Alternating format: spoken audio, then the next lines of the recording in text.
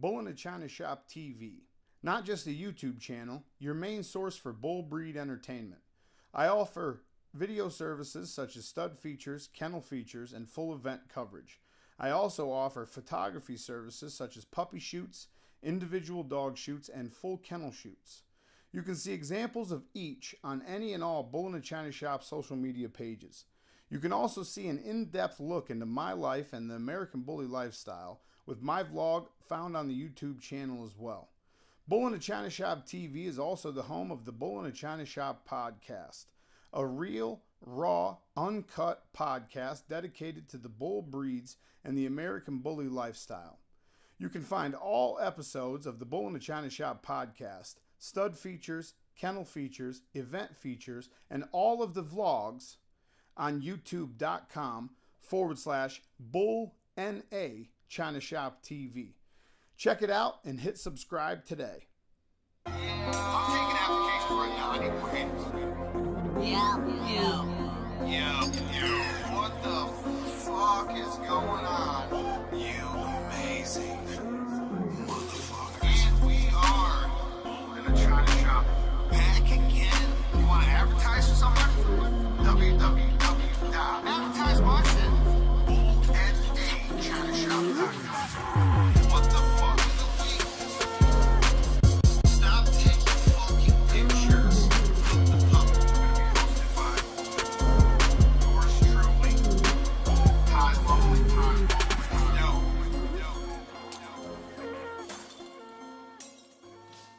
Yo. Yo.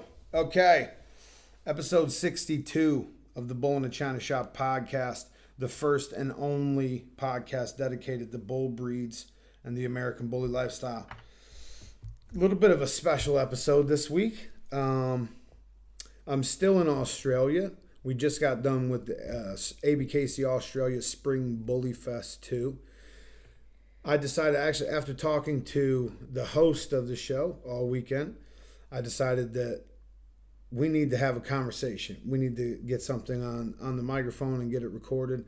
Just because this Suzette it's a fascinating story, but this is a true, like a real deal dog woman. And it's an honor for me to have you on. It's an honor for me to come down here and work with you. It's an honor for me to have you on my show. So everybody welcome Suzette Lee Turner. Thank you, Ty. It's an honor to be here. So basically, we're just going to start with, where you come from. How did you get started in dogs? Because I know, from what we've talked about all weekend, it's been 30 some years, in dogs. Yeah, I don't want to admit that because I'm only 21.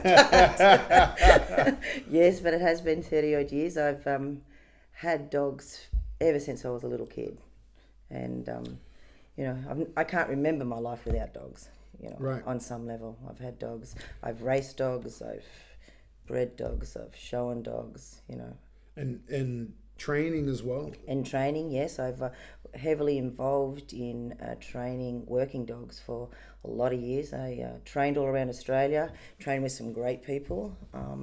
We had some really good... Well, I know people here have crazy respect for you. Everyone I talked to this weekend has had nothing but positive shit, nothing but nice things. Oh, that's good. Nothing but respect. Everyone that I've talked to. So it's like, and not that this is 1950, but this is not really a woman's It's not. thing. It's never been a woman's thing. Right. And that's also made it much harder for me to be in here because it's a man's world. Right. The working dogs. There was only especially the working dogs. There was only protection two women that we were hard enough to go in and have the big tough dogs. And funny enough, we had the toughest dogs. We'd walk in with the toughest dogs. So it's hard. Working and trying to fit in a man's world. There's a lot of resistance. Right. But when it's your passion, you don't give up. Well, I feel like even there's probably been a lot of women get into it, and even though they loved it and were passionate about it, didn't make it to 30 some years, or didn't make it to no, they don't. the pinnacle of the protection, or we'll get into it too later, but you've done You've bred Amstaffs. You've shown Amstaffs. You've been Yes. super successful at that. Super successful at the protection training, and now with the American Bullies coming in and the Abkc coming in, so far super successful with that. And the sky's the limit really down here. The bubble's just now starting to blow up. It's exciting. It's very exciting. The day we had today, like I wish I could describe to you guys what it was like today, because I feel like we all kind of had an expectation about what the first official Abkc show would be down here. I mean, we've talked for a couple of months, short conversations here and there about what we thought was going to happen. I know you and Regina have talked also about it. But to see the amount of people in the building today, to see the amount of interest and the light bulbs coming on all over the building, and this was a really good opportunity for me, as the MC of the show. Right. I got a bird's eye view. I got to see a 360-degree perspective of what was going on in the building. Right. So I'm not sure if anybody got a better view of it than I did. I'm telling you, like it's definitely something special happened today. It was something legitimately special happened today. I don't cry very often, but I was close to tears lots of times today. I was blown away. It was amazing. It was good. Amazing. It was more than amazing. And this is the first step in a long process. Yes. The first step, the first rung of a very high ladder, right? Right. But fuck all that for right now. I don't even want to talk about that right now. When did you get your first dog?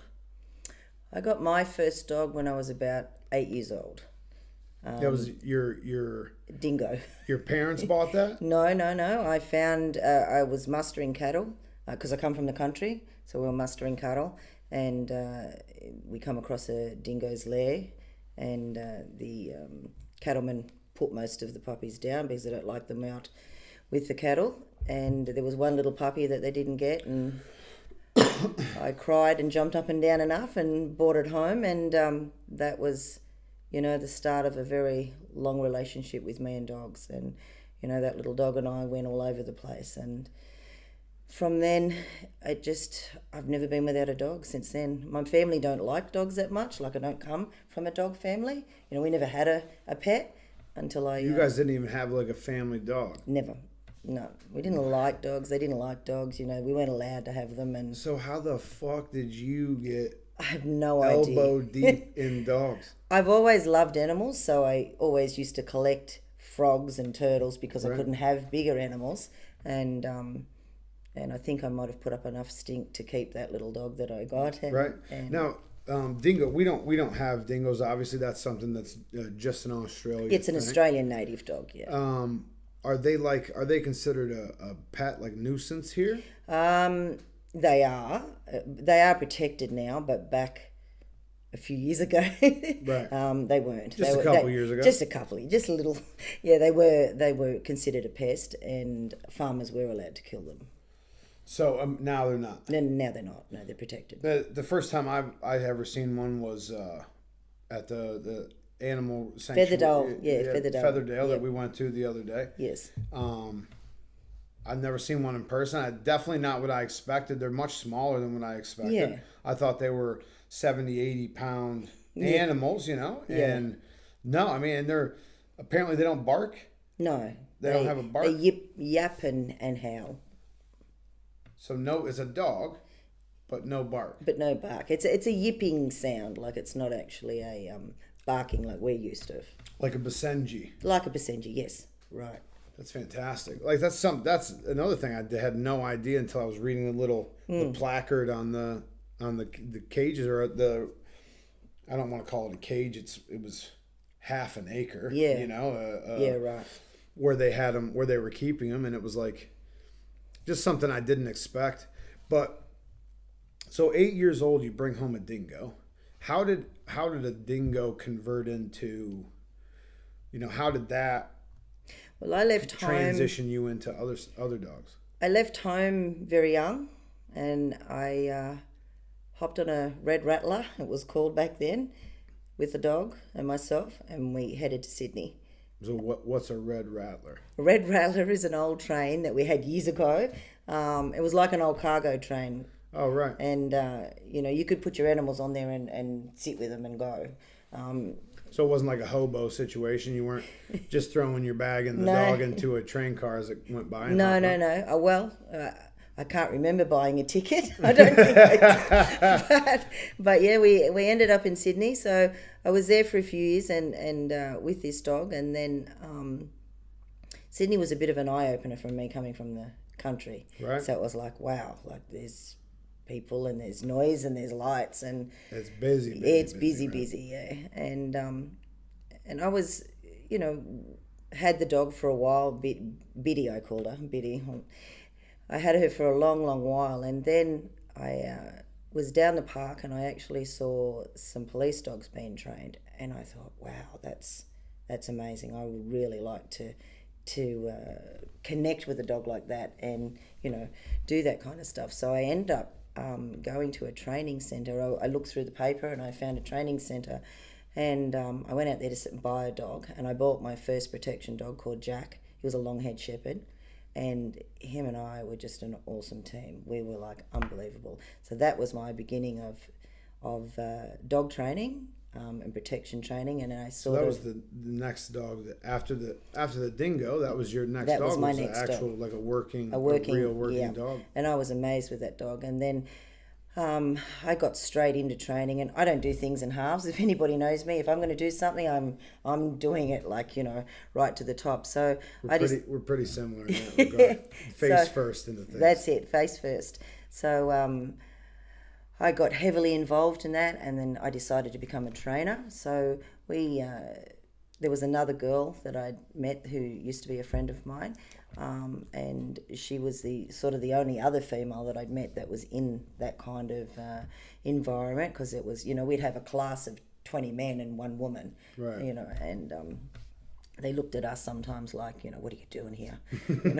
But when we brought our dogs out, they sort of sat up and said, gee, that's what you're here for. You've got, you've got some tough dogs. And I think a lot more men need to do that. Let your dogs speak for you. Exactly. Shut the fuck up and show me what your dog does. Exactly, that's right. And we travelled all over Australia. We trained with some really, really, really good men, and they were tough on us. They didn't give us any leeway because we were women. Actually, I think they were tougher because they thought, you're not going to last at this, so we're going to treat you a little bit tougher. And especially when you started showing them up. Yes. I bet they were trying to get you out real fast. They didn't like it at all. And we did, we used to do nightclubs and car shows, and, where they had a lot of trouble, they would call us and say, bring your dogs down. We want you guys to do this. Oh, so you're saying like working? Yeah, like security. Working those events. Yeah, absolutely. Yeah, we actually work those events.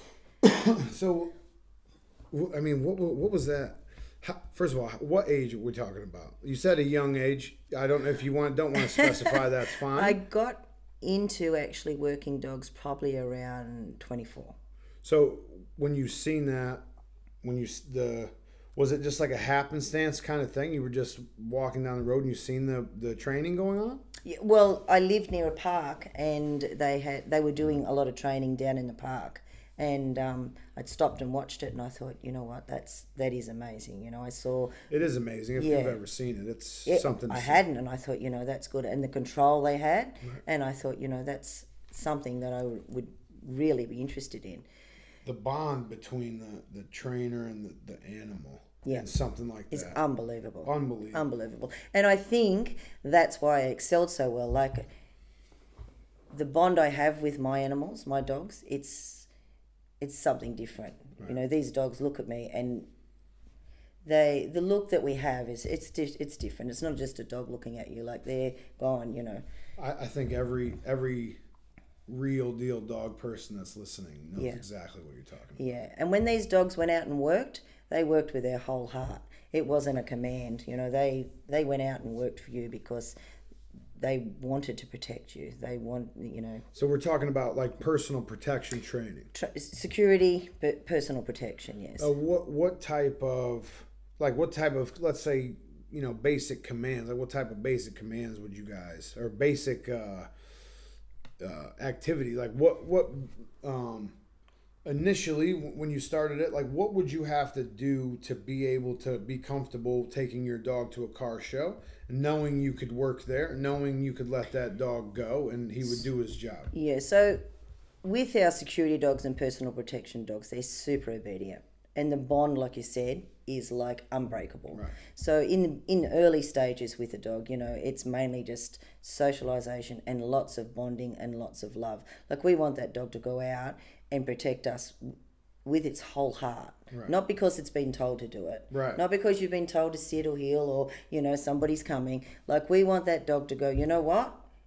This is my bastard. You're not coming near him. You're not going to hurt anybody.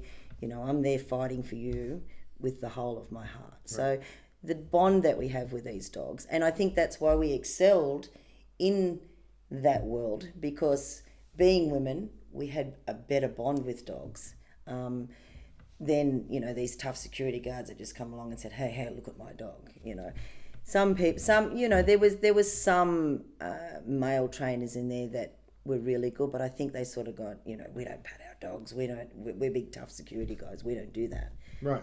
We had a better bond, and it excelled. It showed in our dogs. I think that's something that a lot of people kind of have a misconception about as far as working dogs. Yeah.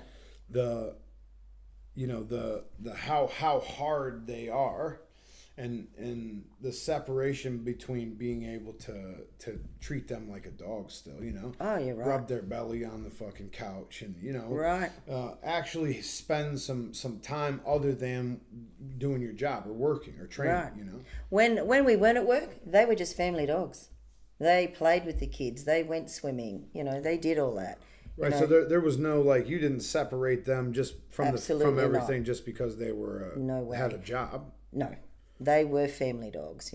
We've got photos, Christmas photos with the kids on them, and have gotten their Santa hats on, and Right.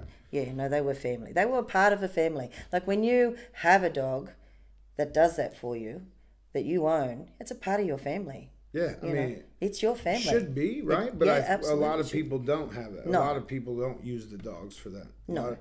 A lot of, like you were saying, a lot of the quote unquote big tough men. Yeah.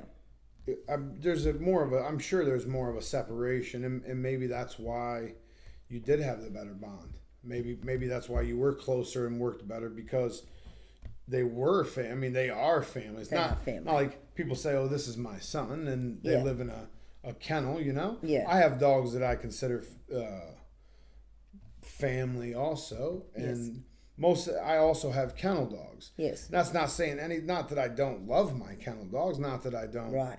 take care of them as best to my ability. It's a different bond between the dogs that live in the kennel Right. and the dogs that live in my house. I mean, there's no denying that. There's a clear difference between the dogs that we, and you spend time with them every day outside, and Yeah, right. there's a bond. I'm not saying that it's a complete separation, But it's different, yeah. It's right. different It with is, the animals that sleep in your house and that are actually part of the family. Yeah, right. But when you've got a dog that you really need to save your life, maybe. I mean, we were in real situations, so we were in real Especially at the nightclubs and stuff, yeah. and car shows get hairy, and at the end of the day, there's an argument and there's a brawl. So we were in real situations. So, at the end of the day, that dog was our family, and it stayed with us, and because we needed it to be there for us 100%. So, Right. If the shit hit the fan, that dog's right there with you. It's not leaving you. It's amazing. And I've seen a little bit of that. I've seen a little bit of that world, but I've never been deep into it like that. Yeah, That's something that intrigues me. I don't have the drive personally to do it. That's not an interest for me, to go and build a dog like that and to have something like that. But I would love to have, with these American bullies, any random Joe Schmo can walk into your backyard, pick 3 dogs, and walk out of the fucking thing. Right, Right. I would eventually like to have a breed around the yard that could literally be a yard dog and kind of patrol and Right. protect the flock itself. Maybe it wouldn't be a shepherd. That's probably a little more geared toward a personal protection thing, yeah. Right. But like maybe a herding dog Well, when you come to my place the other day and you saw that Mallee in with the puppies, Yeah. that's her job. You try to take those puppies and you're not, I you're can't leaving even your arms imagine. behind. Yeah, I can't even imagine. So, you know, I have still trained dogs like that to be around our dogs because, as you know, like you said, you just get licked to death by the bullies. They're not hunting anybody out. No, and that's a concern for, I think, a lot of people that have these American bullies. Is, you know, even back in the day when I had American Pit Bull Terriers, there was no human aggression in those dogs whatsoever, and there shouldn't be. People could have came in, you know. I had some hard dogs before, and a person could have walked in and taken any one of the dogs that I had. Now another animal, that's a problem for that animal. You know what I mean? That's right. They're hard dogs, but with people, that's not built into them. So No, right. I think that's a concern for a lot of people that have these breeds. Like we need to be, especially with all the dogs that we see stolen. No, All the dogs that, you know, we see people coming into people's properties and walking off with these bullies. It would be nice to be able to have a breed, you know, Great Pyrenees or I don't know about a Kangal, but it would be nice to have a breed like that, a Caucasian, something like that. Right, yeah. They're a little too out of control sometimes, the Caucasians and Kangals or whatever, but Great Pyrenees are great dogs for that. Maybe you could even, like you're saying, you could even do it with a Malinois or a Dutch Shepherd. Maybe not a Dutchie because they're like you were saying earlier, A little bit higher drive, yeah. But I think that would be something worth investing time in, just to make sure that this breeding stock or these animals that you spend all this money on, because the American bullies aren't cheap by any stretch of the imagination. No, they're not. It would be nice. It'd be nice to have something to roam the yard and protect everything, you know? Yeah, right. No, well, we've just sold a couple recently to two fairly huge dog kennels to protect their dogs. And, you know, they're down there doing their job, which makes me feel really good. And So you trained them. I still do it. Not on a big scale anymore because I'm super busy, but but I still do, you know, the odd few here and there. And if somebody rings me and says, you know, we've got a problem, and can you train a dog for me? Can you help me? It doesn't. I can't do. I won't do it overnight. You know, if they want a specific thing, I say, yeah, I can do this, but it's going to take time. Right. You know, I want that dog to go there and do the job that it's supposed to do. Especially if it's looking after other dogs, you know. Are protection dogs like that expensive? Is that you get very into expensive. a lot of money with something like that? You do, yes. So what would you say, like, if somebody were to send you a dog and ask you to train it, or not even that, if you bred a dog and somebody were to come to you to buy it trained, you know, you're not going to send it out 6 months. That's not going to be a trained dog. No, right. So I breed a litter of dogs that are suitable for protection probably once a year, and I will keep those dogs up until about 12 months. So we put all the socialization in. We make sure they're safe with kids. They're great with families. They are inside. They learn to crate. You know, they go in the car, and you know, they are lifelong 24-hour bodyguards for yourself, your family, and your dogs. And yeah, they don't come cheap, but you know, they're very, very good dogs. That's like, so at 12 months, you're confident that they'll The Malleys and the perform Dutchies, their- absolutely. The Shepherds are a little bit later to mature, and Right. the Rottweilers are a little bit later to mature. Right. But the Malleys and Dutchies are so trainable and so switched on by then. You know, they really are an That's amazing dog. insane to me. A 12-month-old dog, essentially that's a 15-year-old kid. That's right. Or, you know, not even a 12-year-old kid. They're so eager to work and to have a purpose that they are so so highly trainable. And as long as, you know, you keep on with that work and you've got a purpose, those dogs That are was great. another thing I was going to ask. Is that something that's a constant thing their whole life, reiterating their training? Well, it's like anything. If you don't refresh that training, then that breaks down. Right. So of course, you have to do that. You don't have to do it all the time, but we do get the owners together for training sessions, and we say, come up. We, you know, contact them constantly and say, you know, how's it going? Have you got a problem? Do we need to fix anything? And you know, most of them are pretty good, and they're pretty good because they know they've got such a good dog, so they're eager to do the right thing by the dog. Right. And I'm sure, like, if you have your yard or your life depending on this animal, you want that animal to be as sharp as it possibly can be. I mean, you leave your children and your wife, and you have to go out, or you work overnight. You know, you sleep you work a little bit better, thinking that you've got someone there looking after them. Probably not even something that enters your mind after that. Once you know that dog's there and it's going to handle its business. But how in the world did you go from long-haired shepherd? So then we had pit bulls. So we had pit bulls. And now they're not allowed here anymore, right? Not anymore. American pit bull. So we had pit bulls when you were allowed to have pit bulls. Right. So and I've always loved that big, tough, bully breed, that nice muscular look. So we had some really nice pit bulls at the time. Well, how did that come about? Like, first of all, how long has it been since they were outlawed? They've been outlawed in Australia. Gee, probably. I'd have to stand to be corrected, but I think close to about 6 years, 6 to 8 years. Fairly recently. Fairly recently that they've been outlawed. I actually just burped in my mouth. It tastes terrible. So if you smell that, I apologize. No, I didn't. Yeah, so it could be closer to 10 years. I know that when the government declared them dangerous in Australia and you couldn't breed them anymore, and they started to introduce fines for people that bred them. Did they remove them instantly? Did they come into people's homes? No, they didn't remove them, but they started to put restrictions on making you desex them. If they got into any kind of problems, then they were declared dangerous dogs. You couldn't take them on the street without muzzles. You had to have them in wire cages. They made it, quite hard. And because we have the BSL laws here now. Yeah, it sounds like BSL. It is. BSL laws come in, and so anything that looks like a terrier, it's a pit bull, Just like in the US, we have, I think 20. It's either 21 or 27. I gotta check that again, but 20.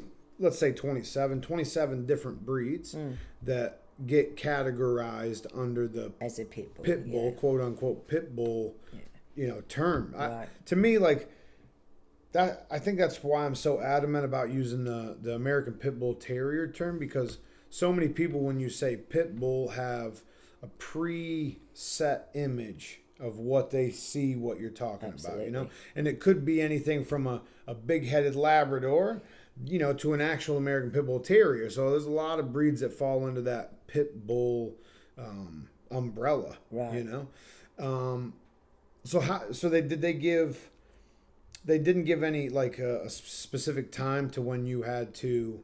So you didn't have to get rid of your dogs, but you couldn't breed them anymore. So those dogs that you had to die of old age, right. and they weren't allowed to be bred. Right. They encouraged any pit bull owners to desex their dogs, and if you got caught trying to sell or breed a pit bull, you could face fines of up to $50,000 or 2 years in jail.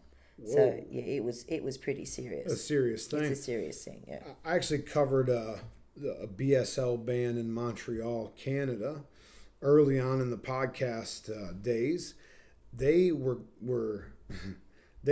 like saying the new BSL that was going to be imposed up there. They were going to go into people's homes and remove these dogs from. Wow. Yeah. That shit's no joke. Like BSL's no joke, No, like it's not. And they're powerful. Yeah. They are powerful. It's hard to overturn them. Yeah. They are powerful. And the negative stigma that the breed has behind it, some of it is bullshit. A lot of it is bullshit, but there's, those are dogs that can cause permanent damage. Absolutely. Dogs that can cause like lifelong permanent damage. They can, and in the wrong hands, and right. this is why this is the problem. That's the issue. It's not the dog; it's the people. Right. Our pit bulls were exactly like yours, lovable. There was no aggression whatsoever, no even dog aggression, because I'd already been through training so much, and I was heavily on socializing. Right. So I mean, I am an accredited trainer. Have been done for over 20 years, and any dog up until a year ago, when we got wiped out with a flood. Any dog you bought from me, you had to attend dog training with us every fortnight. And we gave you free dog training for 12 months for buying a dog from us, because we wanted that dog to be out there, to be socially adjusted. Excuse me. Any breed? Any breed, Any breed that you sold, any- you offered free training. Absolutely. So my son-in-law, which you met tonight, Shane, which I met dog training, and another very good friend of mine, Gino, which we sort of went through the ranks with training. We've trained every fortnight for years and years and years, and publicly trained, but everyone that bought a dog got free training. That's and that was amazing. a part of buying a dog from me. If you bought a dog from me, you had to attend training. That's first of all, that's above and beyond. You know, that's not. I not never your ever wanted. responsibility. That's above. It's and not my beyond. responsibility, but I never wanted to. That's fantastic. Don't get me wrong. Yeah. That's fantastic. Oh, yeah, I'm I just know. saying, like, that's above and beyond what you're required as a breeder. It is, to but do. being a trainer and being in dogs so long and seeing the damage dogs can Right, do, right. you know, unsocialized dogs, untrained dogs, I never ever wanted anything that I bred to hurt anybody like that. Right. Yeah, I never Well, wanted that. People don't understand. People don't understand canines in general, right? There's, you know, people can argue this shit, but every canine on the planet descended from a wolf, supposedly, right? Yep, right. Most of them down through Tibetan Mastiffs. Most modern dog breeds descend down through Tibetan Mastiffs. Tibetan Mastiffs descend down from wolves, right? The thing is, a wolf is like one of nature's ultimate killing machines. Right. They're made to kill things. Like, that's four-legged death, you know? Right. So every dog breed, I mean, obviously the 5 and 10 pounders is not a real threat. You can obviously dispose of them if they threaten you fairly quickly and easily. But a 60 kilogram Dogo Argentino, for example, They are killing machines. that yeah. is a Yeah. fucking four-legged killing machine. You know, Absolutely. whether we want to admit that or not, like, we can turn them into fur babies all we want. Right. At the base of those instincts and the base of that genetic code, they're fucking killers.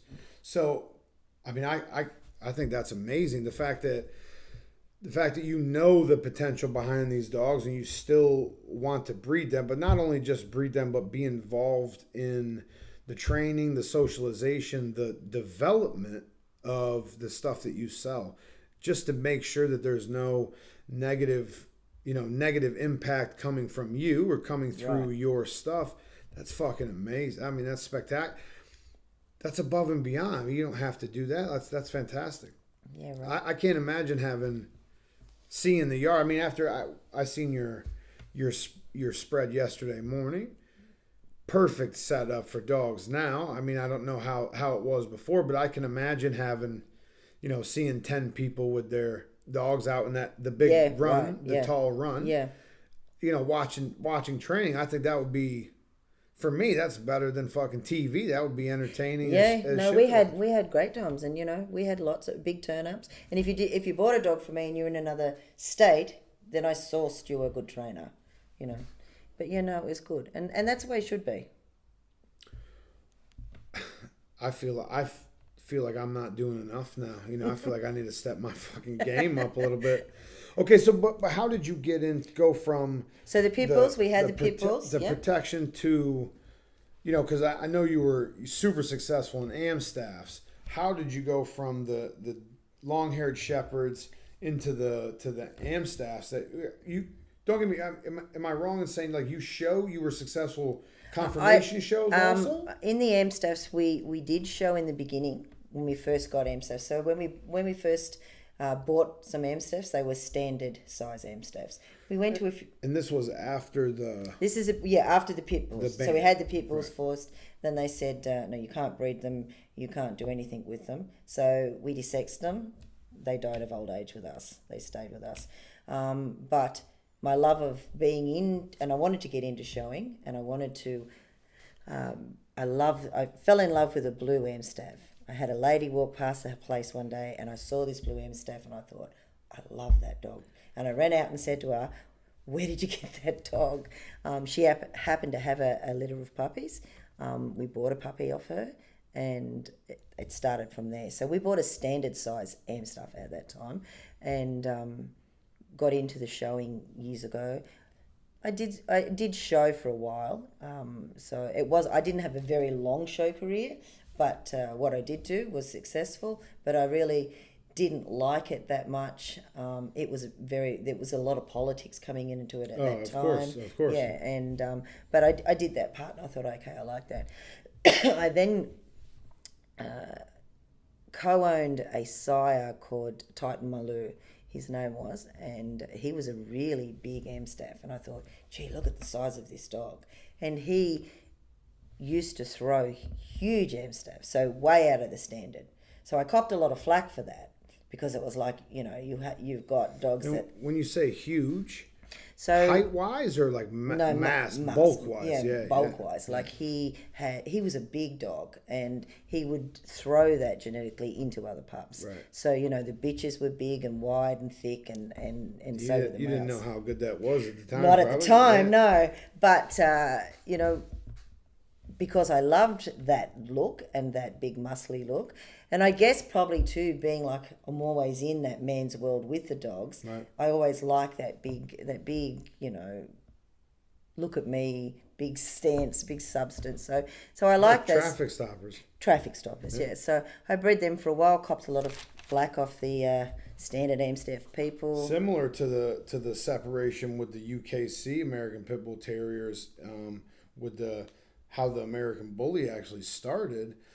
The stuff that was coming out of some of these programs was just too massive, too bulky for the UKC ring. Yes. So they basically, like you're saying, looked down their nose at everybody that had these bulky dogs. That doesn't fit our standard, which didn't. Which they were right, it didn't. No.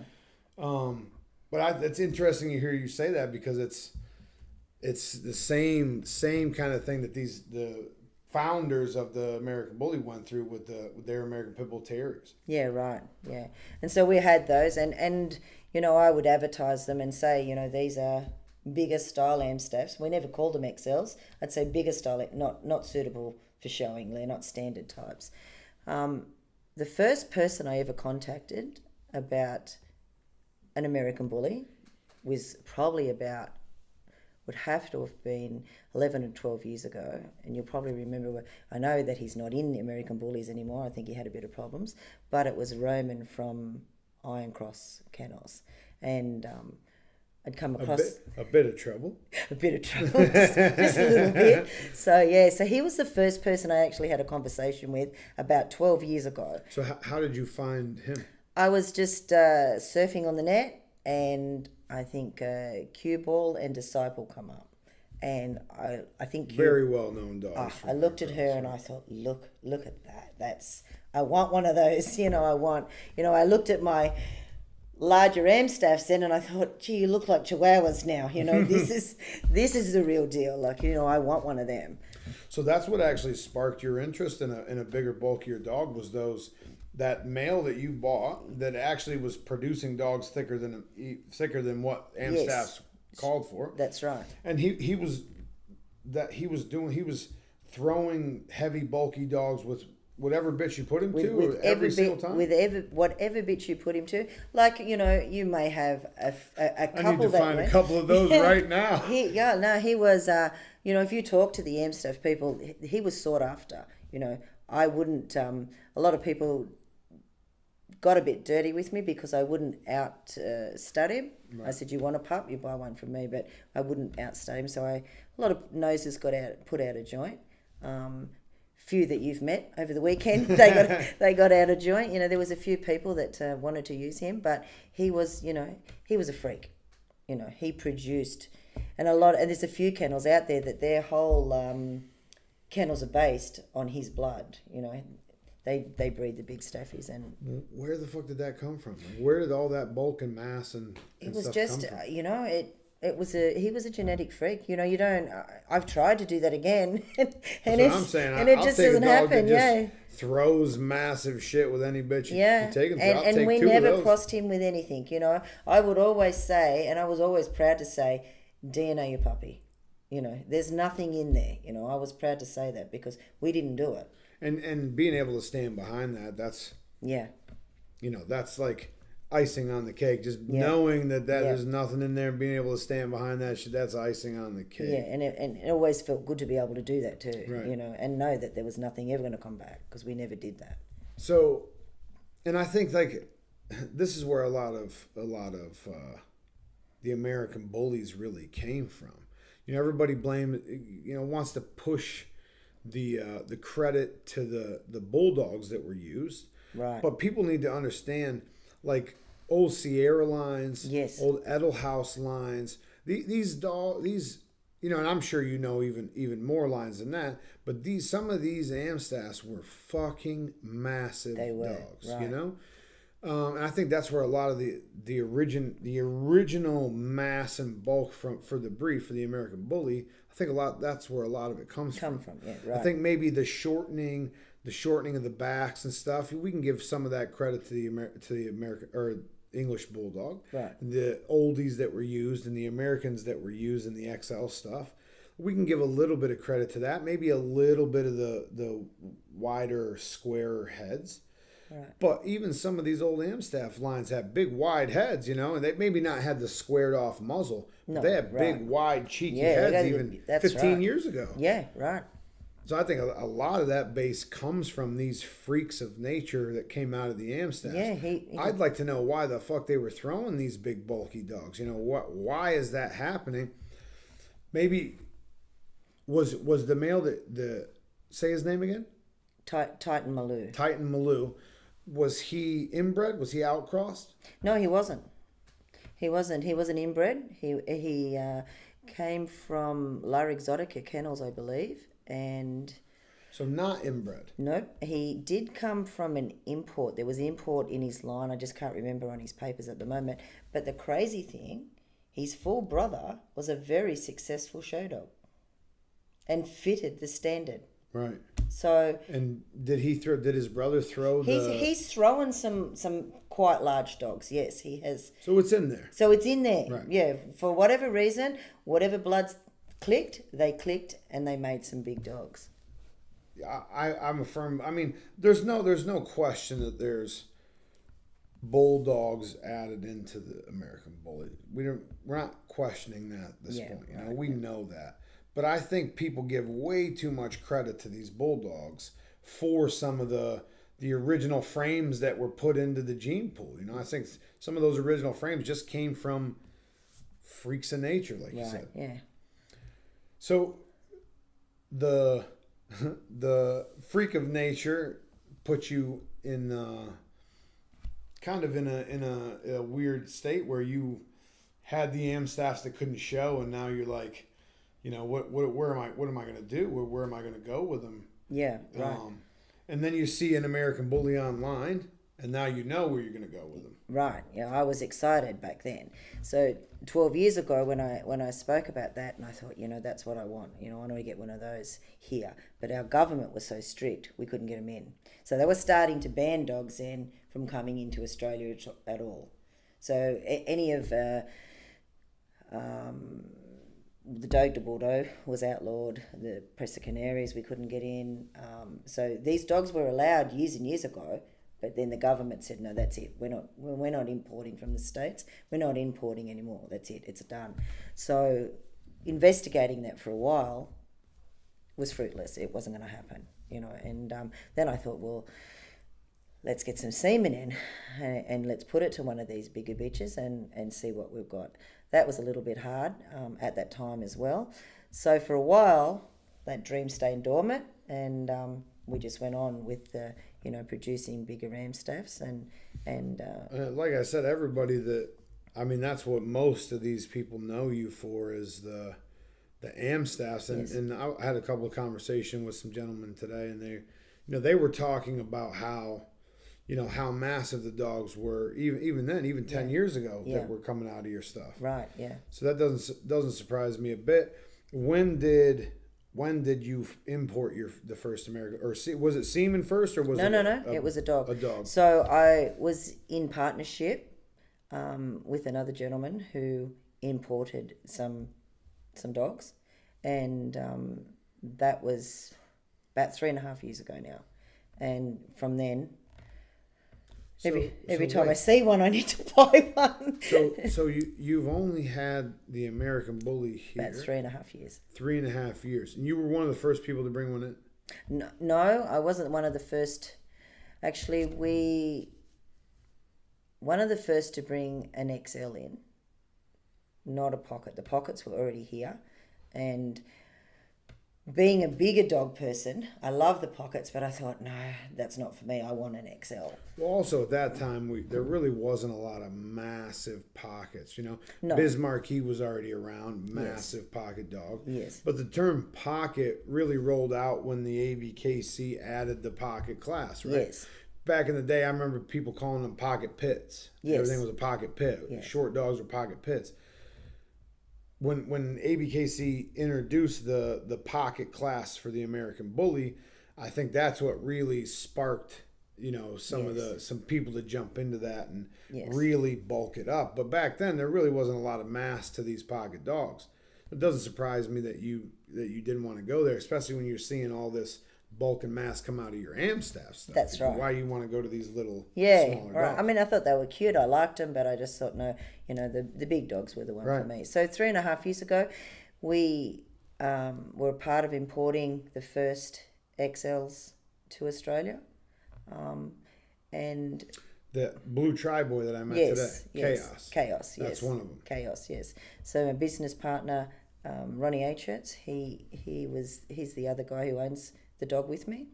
So 2 bitches come in plus Chaos, and how did you get the government to let you do that? they come in as cross mastiffs, and a lot of luck. Yeah, a lot of luck. Thank the bully gods that you did do that, you know, because the American Bully here, as we were talking earlier, the bubble right now is just starting to It's blow huge. Ty, 3.5 years ago, you know, people said, what's a bully? You know, nobody even knew. There was there's a few people, but you took them dogs out and they go, what is that? You know, where did you get that? Right. It's grown so much in 3.5 years, like insane. huge. It's insane. It's insane. Like it just, you know, it's a That is ride now. happening everywhere. Everywhere this breed's introduced, you know, recent examples are, you know, the UK. Right. Blew up. I mean, that was probably 5 years ago when somebody imported the first stuff into the UK. Right. And it's blown up, you know, right now. Hold on, let me grab you a drink. Thanks. Thank you, Ty. But I think everywhere the breed gets introduced, that is happening. It's one of the, and people don't believe me when I say this, I bet it's top 5 popular dog breeds in the world right now. Oh, it'd have to be. Everywhere people lay eyes on these dogs, they want to get in. They want to have that. You know, they want to get something from this breed.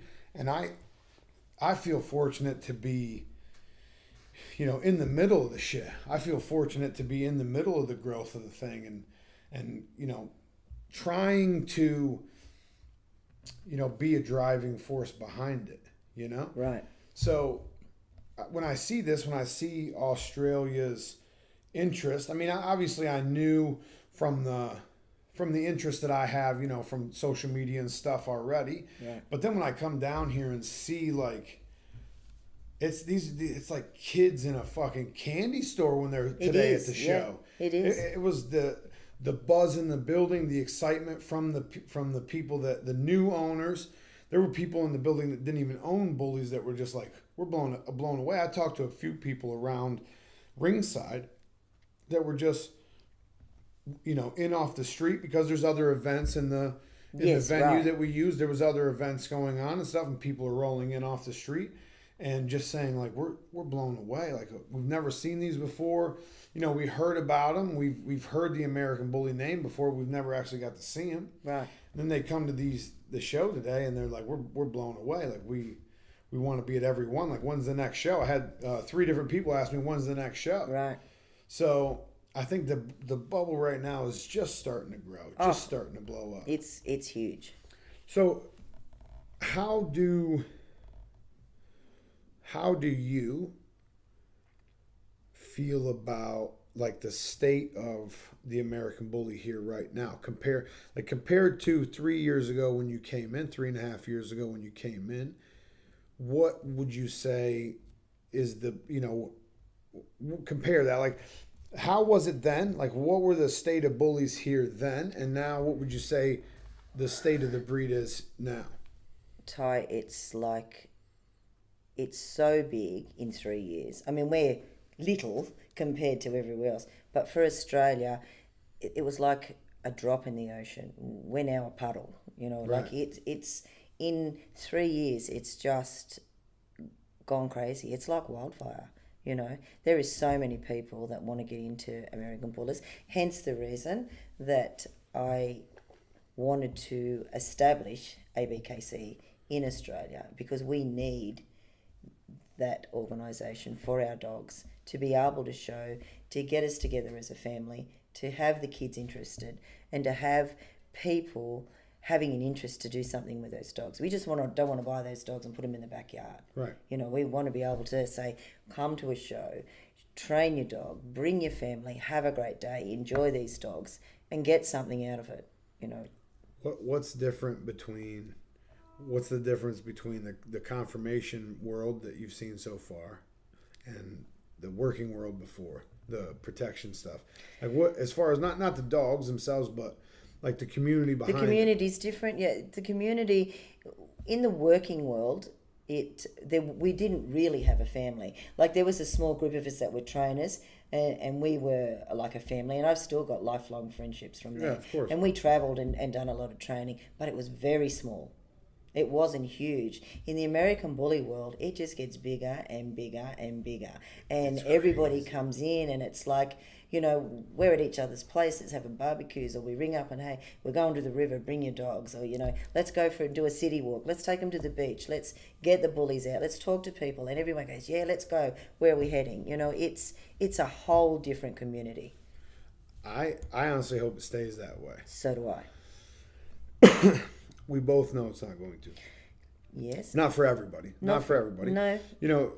We've done, especially with the Abkc, and I try not to be super pushy with the Abkc on the show, because I want people to have equal opportunity. I don't give a shit where you have your American Bully. I don't care where it came from, as long as it's an American Bully, as long as it fits the type, as long as it's a well-built dog.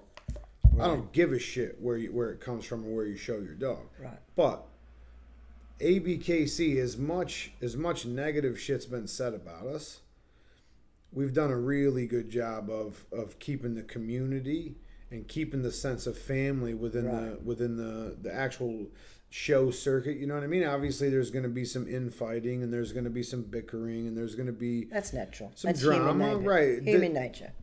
Every family is a little dysfunctional, right? That's right. But I think that sense of community and that camaraderie that comes along with this Abkc lifestyle, I mean, you'll be able to keep, the majority of people, you'll be able to keep that going. Yeah. Inevitably, you're going to run into, problem children. You're going to have of course, yeah. And I feel it's like expected. you've already run into that A few, already yeah, with a couple of them. A few, but I'm going to still keep pushing on. I'm going to still keep, Oh, you're a force. And... I witnessed that all weekend. You're a fucking force, like in my opinion, I haven't met anybody. I shouldn't say anybody. Maybe 3 people that are as passionate about it as you are. Right. And I mean the American Bully and American Bully in Australia are going to benefit so much from that. Like, I can't imagine where it'll be in 5 years. I can't imagine where it'll be in 5 years. I was blown away today. If you had been here last year, we had this. I mean, it was great. Yeah, tell us about that, because I know you guys had tried to have a fun show last year. We did, yeah. Same time, September. It was probably a quarter of what people turned up because, we didn't have very many American Bullies. A lot of people were dubious about coming out. Some did have some dogs that they'd bred, but they didn't want to bring them out. And so, but we made a good day of it. Then it like monsooned, right? The same day? It was pouring, like not just a sprinkle, it poured.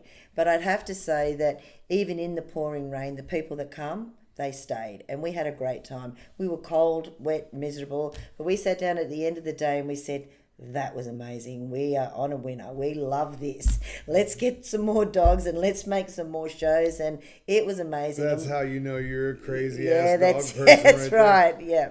And then this year when we had this, we went to Queensland a few months ago, and we broke into just having a fun show. Didn't have a big turnout, but we had some really good interest. And, they're sort of saying, can we have a real show? Can we do that? So we will be heading back to Queensland. We're going to try and get to Melbourne, and we'd love to get to Perth as well. We're going to have a couple in Sydney. So we've got some big plans for 2018 for Abkc.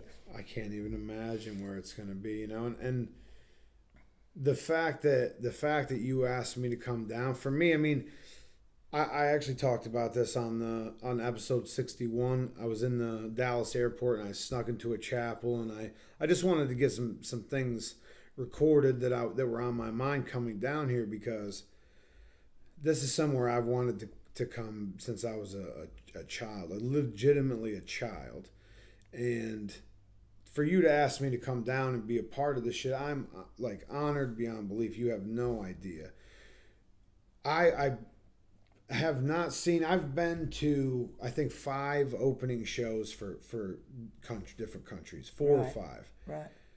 I've only seen one other place that has the first of all the numbers that we had today at the show. Right. I mean, I would dare say there was almost 500 people in the building at one time. Yeah. And that every time I was outside, every time I turn around, there's new cars rolling in the parking lot. There's new people rolling in.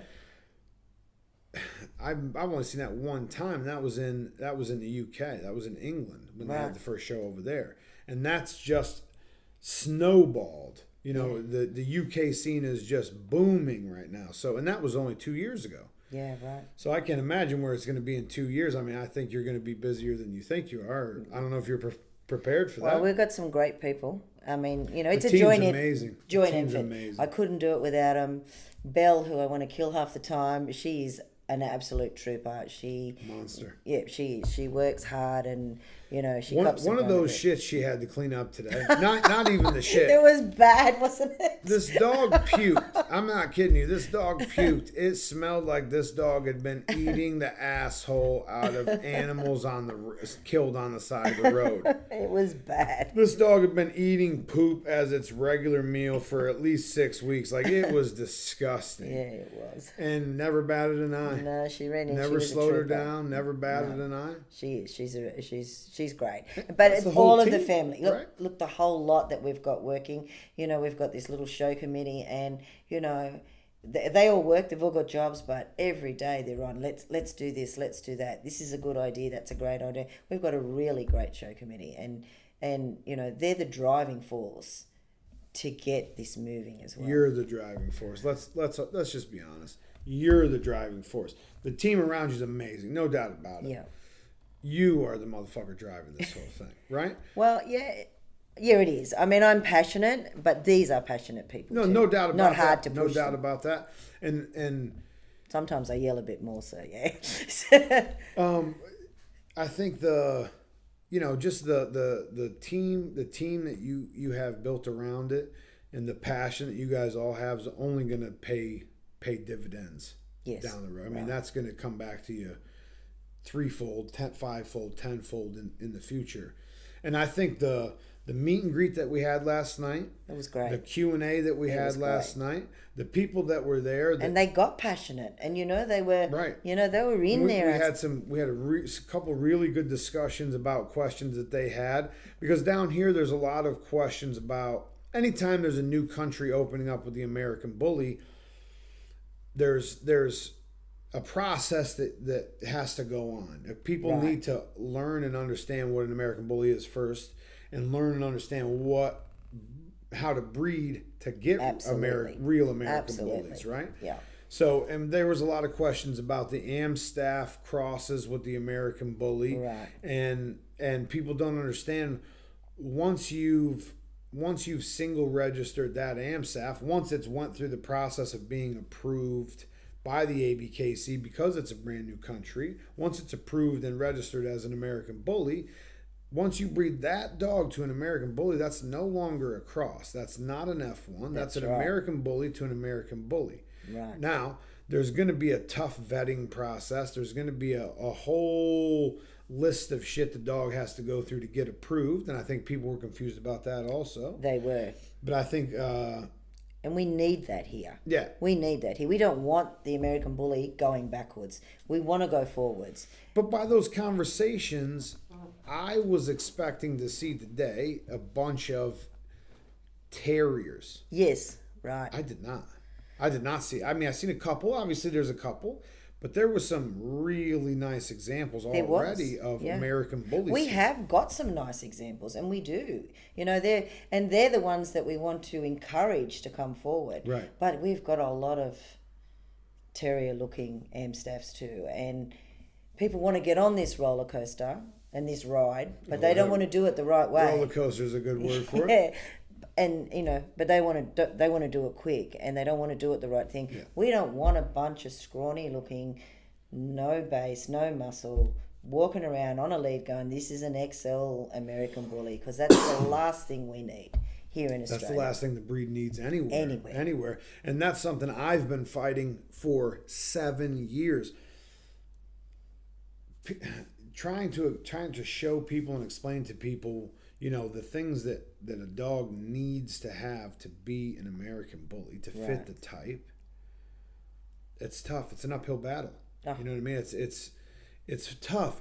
People assume because their pedigree says an American Bully that's it. And a it's true to so type not. American Bully, and that's not true, right? And that's going to be our biggest battle here in Australia, I think, is educating the people that what an American Bully is.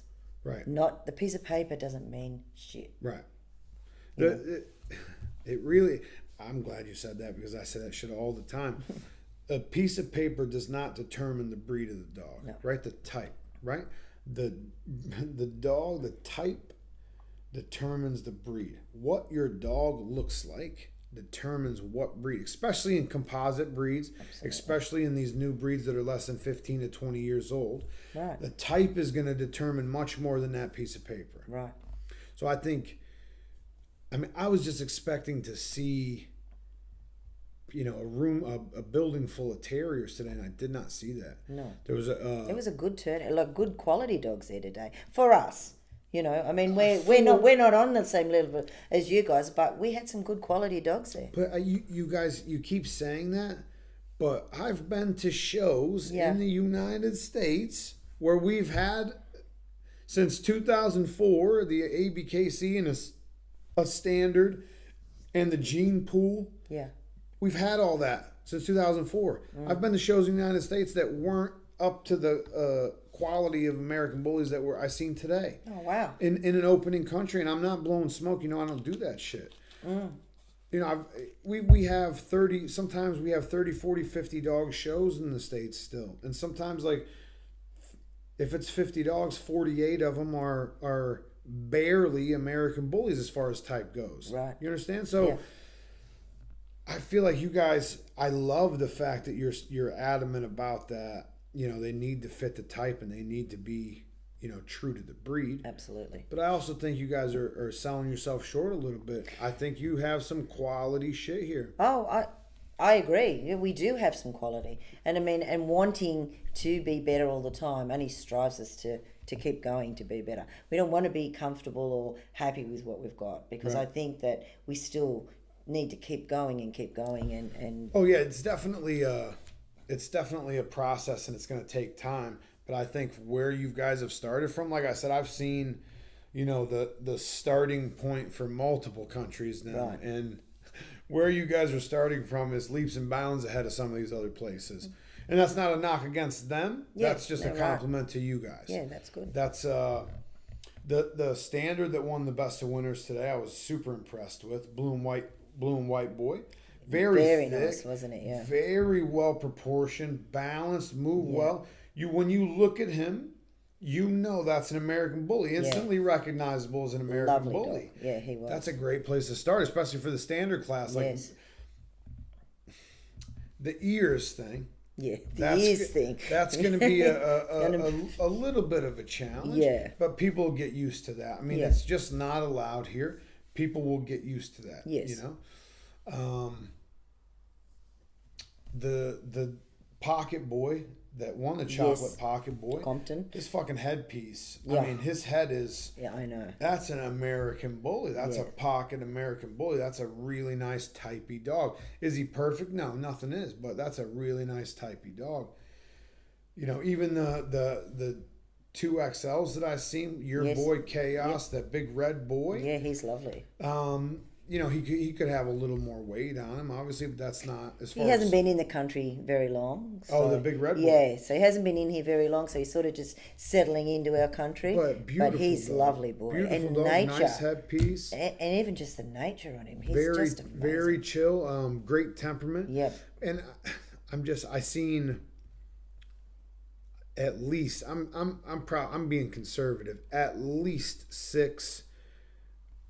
3 between 3 months and 9 months, or 3 months to 1 year old puppies that really have some potential. Right. Really have some potential.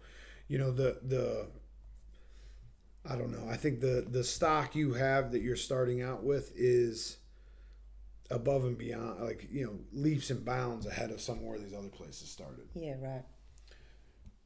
I can't imagine where it's going to be in 5 years. I can't imagine. The turnout today, the interest today, the everything. I mean, I'm hoarse as fuck just from, you know, being on the microphone and talking to people ringside, and just the excitement even kind of wore me down a little bit, you know. And I'm jaded a little bit as far as some of this stuff goes, you know, because we don't have that in the U.S. I haven't judged a show in the U.S. all year. Right. We don't have that same enthusiasm. We don't have that same interest. And we want to keep that. You know, we want to have this as a family day out, have some fun, look at some great dogs, you know, and get into the kids. The kids were great today. I love the kids going in and showing. Unbelievable. They were so excited, and, you know, the dogs didn't perform like they should have, but the kids had a ball, you know. I was blown away by the whole thing. I don't think we could have hoped for a better turnout, a better result today. It was great. We're tired, we're sore, but it was fantastic. Just, like, tired and beaten down, you know. Yeah. But it's all worth it. It's all worth it. It is. I can't say thank you enough for bringing me. Like, it's an honor for me. Like, I really appreciate everything. And the way you guys have treated us this week, like, above and beyond. You're now part of the bully family now. That's going to be your new nickname for me, is above and beyond. Like, you do things the right way, and I appreciate that. Yep.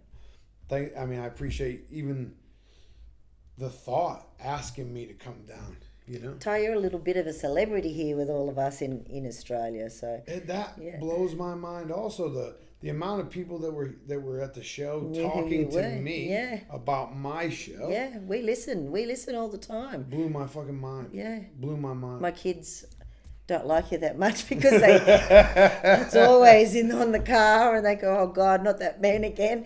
But now they can put a name to the face. But yeah, no, we listen all the time. You know, you've got some really interesting and educational stuff on your program, and, you know, for someone starting out that want to learn, you know, they should listen. I think that's the thing that I hear over and over and over. Like, new people coming in are just, you know, starved for info. Like, they have starved. No access because we to don't this info. Exactly right, and we don't have people that have been in the bully game as long as you guys and see as much as you guys. I mean, we've got some great dog people here, but bully wise, we don't have that experience here. So, you know, when you guys come, as you know, we've talked your horse for days, but we want to suck all the information out of you while we can and learn as much as we can. Right. And, and when you're out of reach, then we have to listen to this because, we have to learn as much as we can. That's why it's here. I mean, that's exactly why the show's here. Thanks for coming on. Thanks for chatting with me. Thanks for asking me. And we'll see you again in Australia. You. Yeah, that was my next question. When's your next show? We've given a proposal. We want to have 6 shows next year. Give me 1 second. I'm gonna pause this so I can pee, but I want to talk about that also because I know you guys have huge plans. Give me 1 second. Okay. Apparently I had one too many Coronas tonight at dinner. Couldn't hold my bladder like a small child. But so you guys have 6 shows, yes? 6 for 2018. Absolutely. The plan is to put 6 shows together here in Australia. Yes. Just give me, I know you can't give me all the details, but just give me an idea of like how in the world are you going to put that together? I mean, you're just one person. The team's great behind you, but how in the world are you going to put that together? So we're hoping to, in each state that we're going to hold the shows in, we're hoping to get a show committee and some people as passionate as the team we've got here in each state to help us make that achievable. So we're going to do a few shows in Sydney because this is sort of our base place, right. But we want to get to the other states in Australia. So, it's growing all over Australia. So if we've got a team in each state that we can work with and make these shows happen, just like it is here, it's achievable. How many? I know that there was people from Brisbane there. Yeah. I know there was people from Melbourne there. Yeah, Mella and Rico, they've got some beautiful imports, and they've got a few more coming in now. Right. They're big players in the bully industry, and they're doing it right. They're importing some absolutely wonderful dogs, and they came all the way. They only got off a plane from Bali on Saturday morning, got in the car and drove here, and they got here. 14 hours. God love them. They rolled in about 2:00 this morning. They looked so worn out. They were so buggered, and poor Rick was on the lounge, and he popped his head up, and I went, "Oh no, you look wrecked." He goes, "I'm so tired," but they're passionate. Even though they're wrecked, even though, they've got another 14-hour drive home now, they're passionate about the bullies too. And these are the people that we want in this industry. For sure, yeah, 100%. Absolutely, yeah. It puts a fucking smile on my face because I've been that guy. Yeah. I've been in the car 16 hours one way to get to a show. Leave the house Friday night and show up Saturday morning. Yeah. 16 hours straight or 14, 15 hours straight driving and then do the show 12 hours that day. Catch a couple hours of sleep and hit the road again. Yeah. I've been that guy. I've been in those shoes. I know what kind of passion it takes and commitment it takes to do that shit. We have people coming from Canberra that don't even have dogs that want to get into the bullies. So they come to look at the show. So we had people from Melbourne, we had people from Canberra, we had some more people from Queensland. We had quite a few people come from different states that, they come here to see the show, to get the information, to see what's our next step, to talk to the breeders. So that was amazing in itself. They didn't even own a dog, but they're there to go, how do we get a part of this? And then, now, I'm not super educated in the geography. Right. Queensland, where's that? Queensland's, that's sort of going towards the top of Australia, so it's... so north of us. Yeah. Well, what's the city?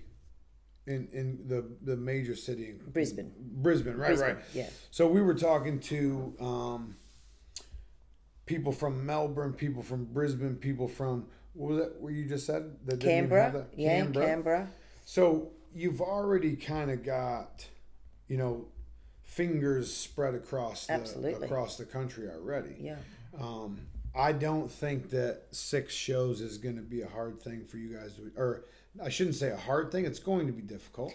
We're going to be tired. I don't think it's unachievable at all. No, I don't think so either. That's our goal for next year. Like we want to achieve that, and I think it's very achievable. Yeah. And anything I can get involved in with it, you let me know. I'll be down here in a heartbeat. 16 hours wasn't shit on that plane. I mean. Well, you're going to go fly Qantas anyway. So yeah.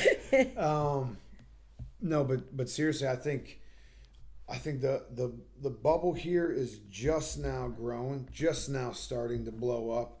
I think with the fact that you guys can import stuff and without a whole lot of hassle now Right. is going to help And that's tremendously. absolutely. And we don't want that bubble to burst.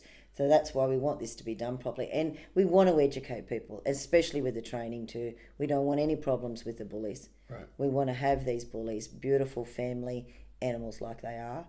And we're going to have a lot of education. Well, I spoke to a lot to Regina and Cindy. We're going to hold a lot of educational nights through the year. We're going to hold some junior handler and education nights. So, we're going to put Cindy's that really in. involved with the junior handler stuff. Yeah. She can help out with that. She gave me some great pointers tonight. So just as well as the shows, we're going to really push the education and get the word out and let people know how to deal with these dogs. I couldn't be more supportive. Like, I couldn't be behind you guys more.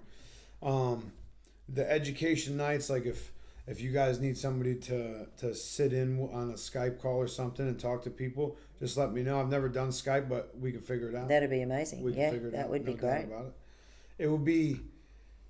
It's going to be interesting for me to see, however long it is, a year, 2 years, next time I come back. So you'll be back next year. To see the progress. Keep your visa open.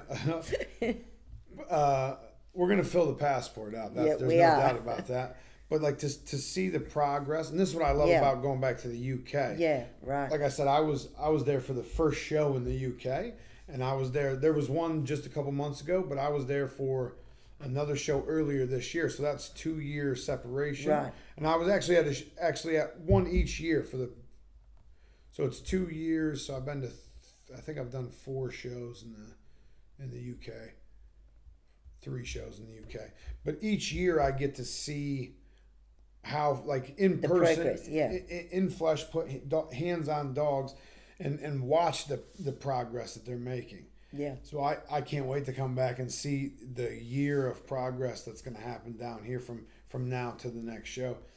I can't fucking wait. Like, I love this shit so much. I love it so much, and without this shit. We were talking about this earlier also. Without this dog life that I found, and without these American bullies that I found in the Abkc lifestyle, I don't know where the fuck I'd be or what I'd be doing. Like, I literally can't imagine doing anything else. Right.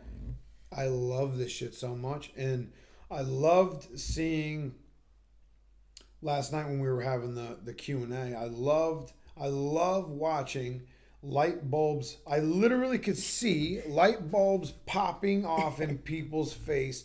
I've seen it in the educational seminar that I did in the Philippines.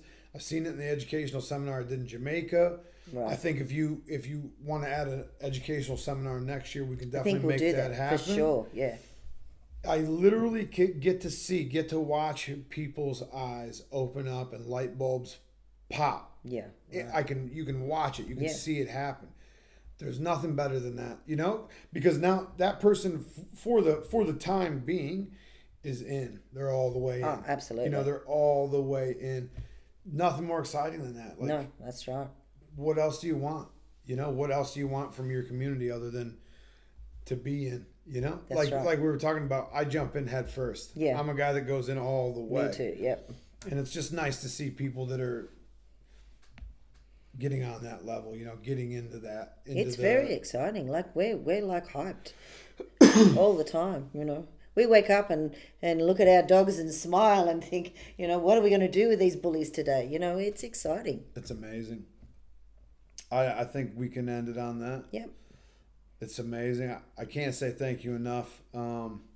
Officially part of my family, whether you want to be or not. We're in. You're not getting rid of us. I didn't know. All my family loved you. I didn't know if you guys could handle me on the way down. See, now I told you we could. Yeah. I said, you're going to handle us. Yeah. Although poor Brendan, you ruined him last night. Yeah, we had a few beverages. We had a couple of beverages. And that's another aspect of, people don't see the after the show. The camaraderie and the I have a legitimate family from this shit. Like, I have people that I consider closer to me than some of my blood from this shit. Yeah, so, right. I take that very seriously, and I take the respect that we all have for each other very seriously too. But at the same time, like, we let loose. Like, we like to have a good time. And that's what it's no about. secret Having with me, fun. Having fun, like enjoying this. Right. This is not all serious. Right. We're serious about our dogs, but this the is fun. competition will ramp up. The longer this goes, the competition will get stiffer. Look, I've shown in horses. Right, and you already know. Yeah, and year after year after year, we took out the nationals with the horses, and not just first place. We took out first, second, third, and fourth. Like, we had the top horses for years, and people got dirty.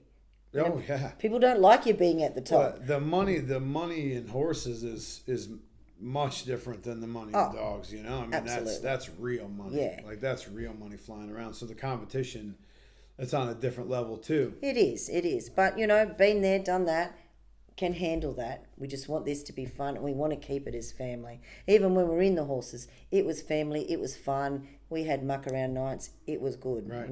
I want my children to grow up like that. Well, too. it's no secret with me. I like to fucking party. I like to. You party with the best of us over the weekend. You're gonna go home wrecked. I wish I had a couple more days, honestly.